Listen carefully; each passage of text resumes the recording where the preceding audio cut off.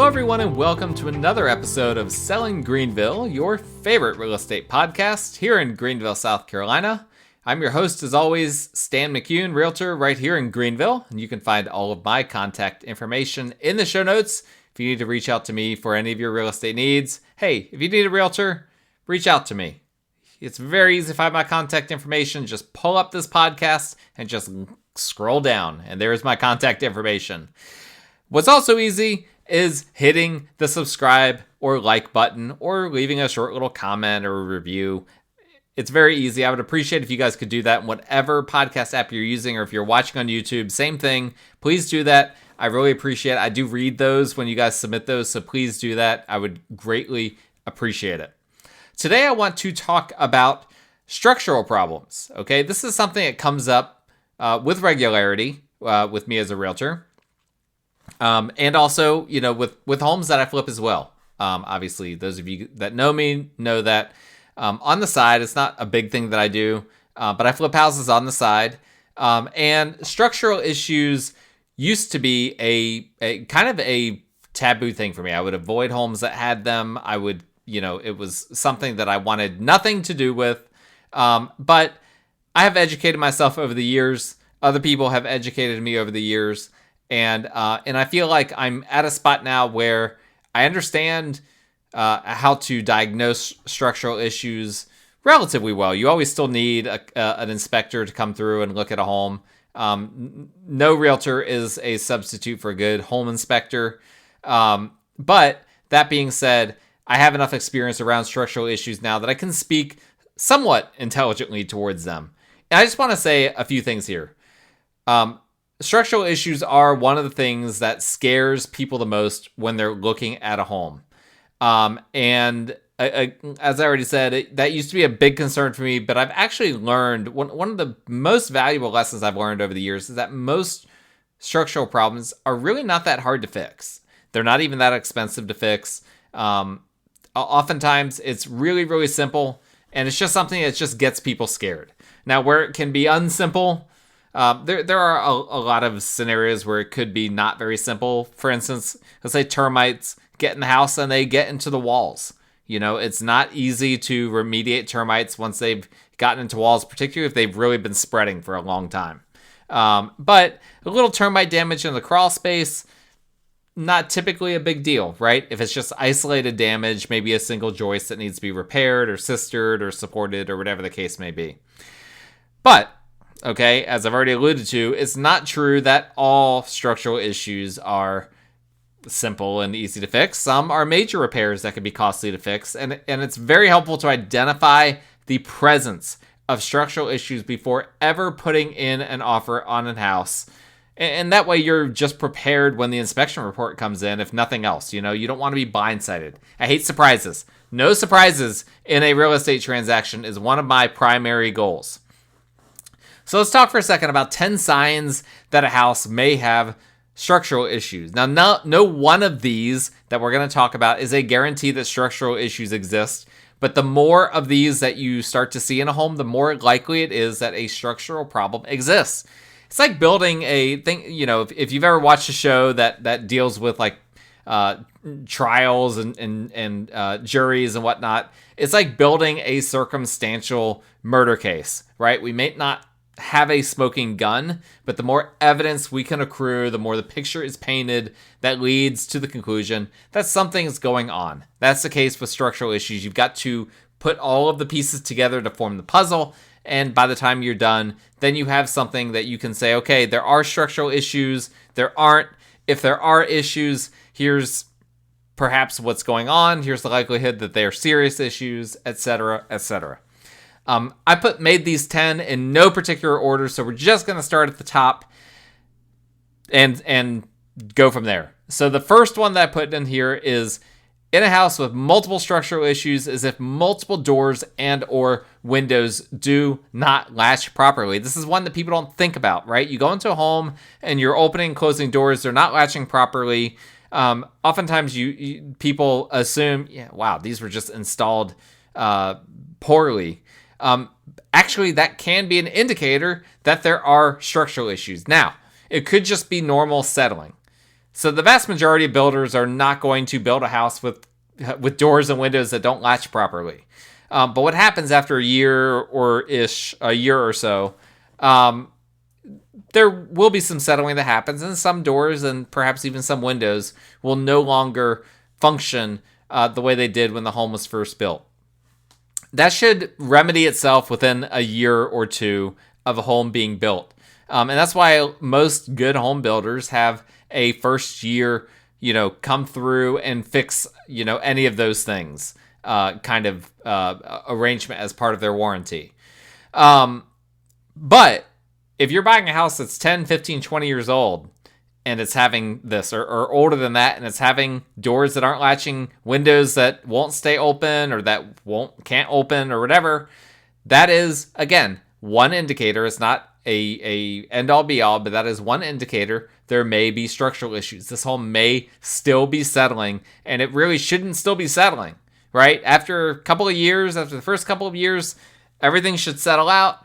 The foundation should be doing its job, preventing it from settling further, and that's that. So if you're going through a house that is 10, 20, 30, 40 years old, and you're seeing this multiple doors, multiple windows that are not functioning properly, that could be an indication that there's some kind of a structural issue that's causing the home to settle more, and that's causing those things to not function properly. Another indicator, on to number 2, cracks in the sheetrock or the drywall, depending on your flavor of what you call construction materials, but cracks in the sheetrock in multiple places. I specifically say multiple places because in my experience, usually a single crack, off a door frame or off a window frame is not that big of a deal. But once you start getting it into multiple places, you're seeing over multiple doors, over multiple windows, now that is a potential problem. That's an indicator that there could be a structural issue because the home is leveling out in a lot of different areas, causing different cracks. And remember that sheetrock isn't super expandable, but it takes a decent bit of pull for sheetrock to crack. And so having multiple cracks, that's something to look into for sure. Number 3, in a similar vein, is if you see a single major crack in the sheetrock, particularly one that was patched and has come back, right? That is a smoking gun, is if someone attempted to patch a crack, perhaps put mud, sheetrock mud in there, or taped it and mudded over it, or whatever the case may be, and the crack came back. Ooh, okay. This is more than just an old crack that happened when the house was first built and first settled. Now, we know for a fact the house is still settling. That to me is a big deal. That's something that certainly needs to be looked into. And again, you put these different things together. Let's say that you've got doors that aren't latching properly, plus multiple cracks all over the place in the sheetrock, plus a major crack, perhaps off of a door frame or something like that, that the sellers attempted to patch at one point, and then it came back, the crack bled back through, reopened, and now is even larger. Not good. Once you start putting those things together, those are not good. Now, it doesn't necessarily mean, again, that it's a very expensive repair. It might be really easy, and the sellers just didn't realize how simple it was, but it's something to keep in mind. Number 4, this one goes without saying, sloping floors, right? And that could be, a slight slope, or that could be like floors that are really wavy. I've been in both. That's an indication, particularly if it's a crawl space home, that something is going on in the crawl space, right? The joists are starting to sag. Maybe there's termite damage. I've seen that before with sloping floors. It could be that it's just a really old house. I run into this frequently with those real old mill houses, that they will have sloping floors, and it could be for a variety of reasons. There could be water damage, old water damage that caused that, old termite damage. Could be just that the joists and sheathing on top of the joists, subfloor has just started to warp over the years. There's just a lot of things that could happen. But if you're seeing sloping floors, not an immediate giveaway that there is a structural issue, but again, it's one piece of the puzzle. Going back to the outside of the house, if you see large cracks in the siding or veneer, like if there's a brick veneer or a stone veneer, if you're seeing large cracks, again, an indication. Now, it's not uncommon for bricks or stone or whatever to develop cracks in them. Again, as a home settles, there's not a lot of give in brick. So if there's slight settling, it's going to crack. But if you start to see large cracks, right? And if those cracks are I don't know, a quarter inch, obviously a half an inch is a massive crack in brick.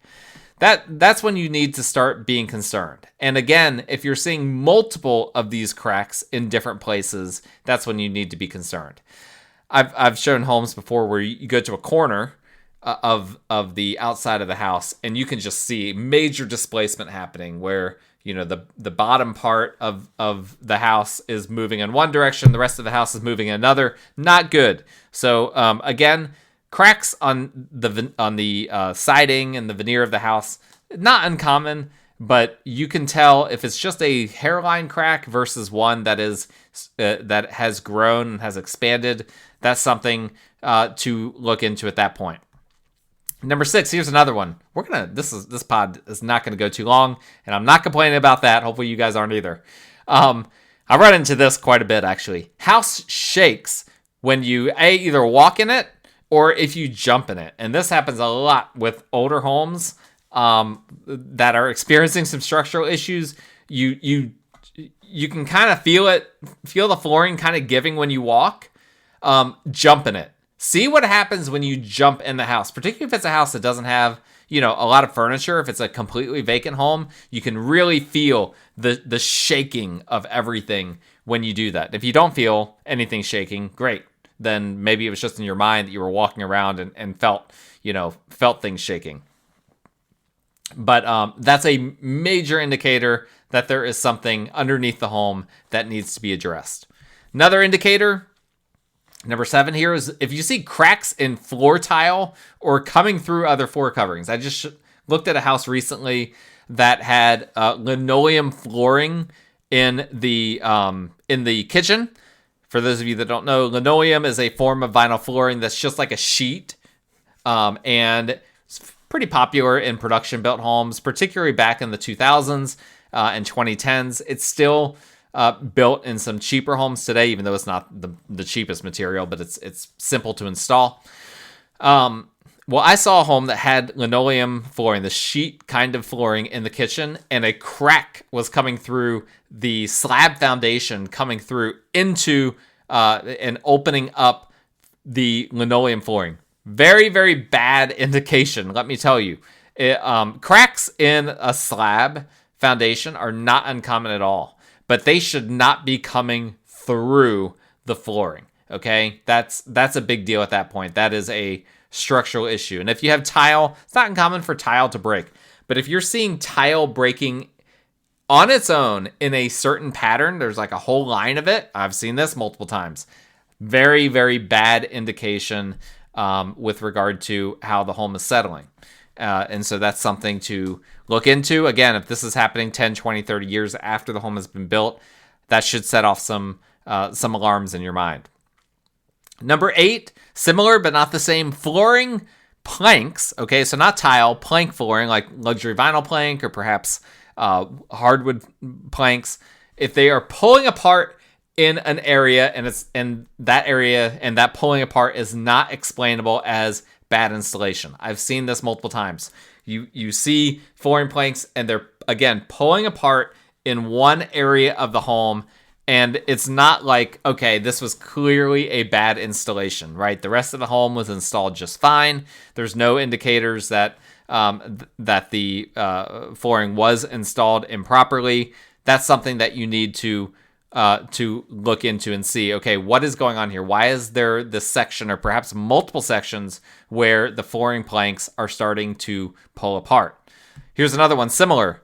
Number 9, loud floor squeaks everywhere in the house. Now, I got to be careful here. Flooring squeaks are very, very common, okay? But if you have loud floor squeaks all throughout the house, that could be, now this is probably the most minor out of all of these, so don't freak out if you have floor squeaks in your house.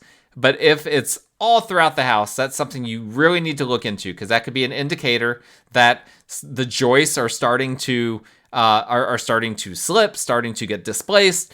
Could be a variety of reasons that would cause that to happen. Now, it's not uncommon for it to happen in a corner here or a place here, and sometimes just the installation of the flooring itself can lend itself to floor squeaks in the future. But if it's a lot of loud floor squeaks all throughout the house, you should look into that to see, okay, is this just the way this flooring was installed? It just wasn't installed super well, or is this something more nefarious happening? All right, number 10. We're here at the end. The trim, especially the crown molding, not lining up, okay? So when you go to a home, obviously when there's crown molding or baseboards or whatever, usually there are sections of it, right? It's not just one massive, 50-foot long stretch of crown molding that they put up there. They'll put up a 10-foot section, another 10-foot section. They'll caulk it and try to make it look good. But what happens if a home is settling, sometimes the molding and the trim will get a little off level, right? It won't be quite entirely plumb. But if it comes down, again, there's a little bit of an art and a science to it.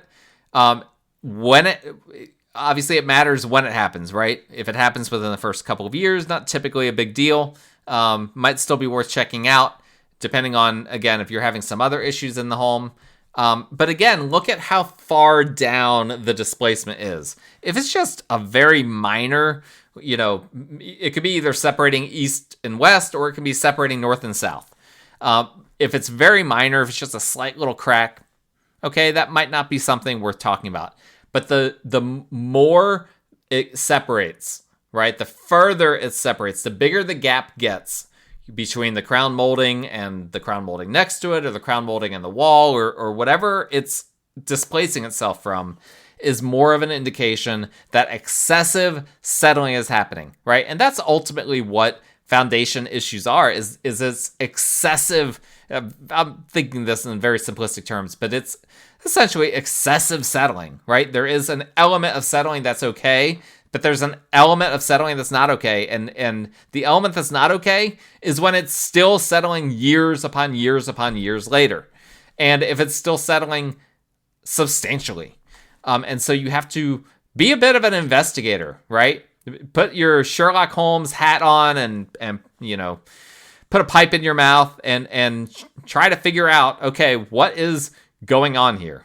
And by the way, I'm willing to look at your home and tell you if I think it needs to be looked at, right? Or if there's a home that you're concerned about structural issues, if I'm your agent, I'm going to point those things out. But if there's a home that you're looking at selling, I am more than happy to look into that and to give you suggestions, to bring professionals who are more focused on and more knowledgeable about those types of things into the picture to help you out. Let me know, because I enjoy doing all of that. It's something I enjoy putting the pieces of the puzzle together. Now, it's not always fun when the end result is, yikes, you've got a big deal going on here. But the process of figuring out what's going on with the home is something that I, generally speaking, enjoy. So those are 10 signs of structural problems. And again, no one of them is the end-all be-all. But you start putting a bunch of these together, they could be an indicator that structural problems exist in a home. And at that point, at the very least, by that point, you need to get some sort of professional inspector, contractor, foundation specialist involved to try to figure out what exactly is going on. That's it for today's episode. I am in Washington, D.C., most likely when you're listening to this. I have a conference there. Hopefully I'll have some stuff to share from that. But if you have been working with me as your realtor, you already know that, because I've already connected you with some other people that can help you in the event that I'm unavailable or unable to help you. But if you need a realtor, you can still reach out to me, and I will reach out when I'm available. My contact information is in the show notes. Please let me know. Shoot me a text, and I will get back with you quickly. And just a reminder, as always, please like, rate, review, subscribe, all of those good things to this show to get the show out to as many people as possible. and we will talk again next time.